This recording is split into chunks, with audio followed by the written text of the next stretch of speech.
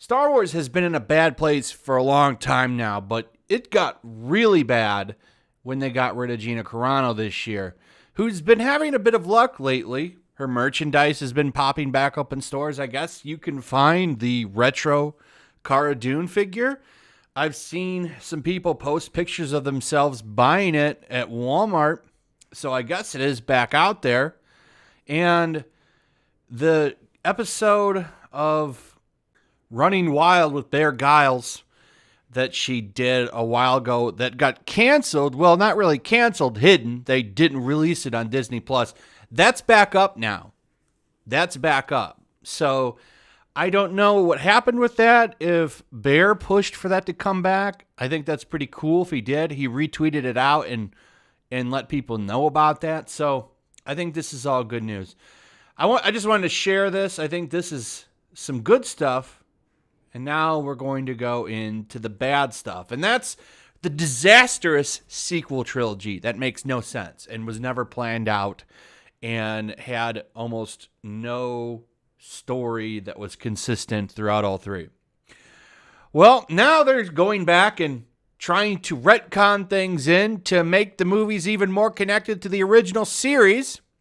And now we know the fate of Luke's missing hand from Empire Strikes Back because, you know, we have to continue to flesh out these movies because nobody knew what the hell was going on. Now that we apparently know where Snoke comes from, it's being alluded to that Luke's hand is where they got the genetic material to create Snoke. So here's what's going on. Basically, Darth Vader is going to Exegol now, where Palpatine is, and he's going there to fight him for some reason. There's something going on with the comics, and he's got like droid parts and stuff on him. I don't know what's going on there. Only little bits and pieces from this Star Wars comics channel that I follow that goes over some of this stuff sometimes. But he goes there, and he goes through this like vat of clones. Now it's alluded to that these are Snokes, like the Snoke creation, because that's not Palpatine, but it was created there. So they're saying that this missing hand here in this tank is Luke Skywalker's, and apparently Snoke is some kind of mixture between Palpatine and Luke, or these are just mutated Luke Skywalkers. I don't know. They don't go that far, but they make sure to tie the hand in there. So maybe now you'll go back and you'll watch the sequel trilogy and maybe you'll finally get excited for him. Maybe now that Luke Skywalker's genetic material is inside Snoke, maybe now you'll finally be excited for the sequel trilogy. Now you want to go back and you want to relive those adventures, which I don't think is going to happen. So this is just more garbage. More retconning. They got to go and they got to use the old stuff to flesh out this new stuff that nobody cares about. So, hey, we'll just go ahead and we'll now say that Snoke is part Luke Skywalker, because I'm sure that's going to go over very well. So, for a little bit of reference, here's what IGN has to say.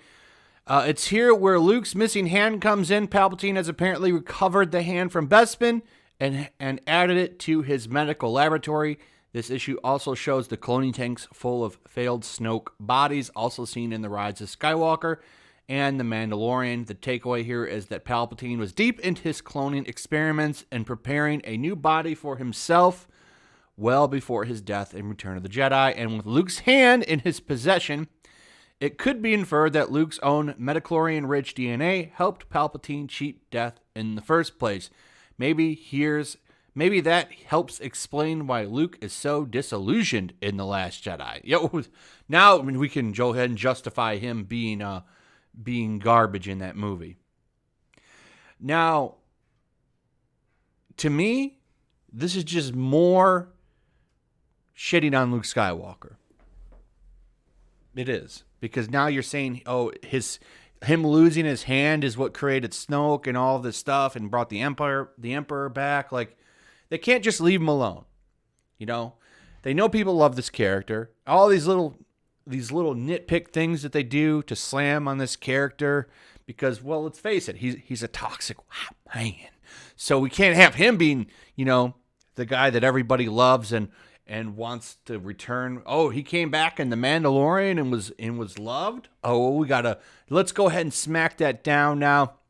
Make him be the reason that Palpatine came back and the reason that Snoke was a success now. So these aren't failed Snokes.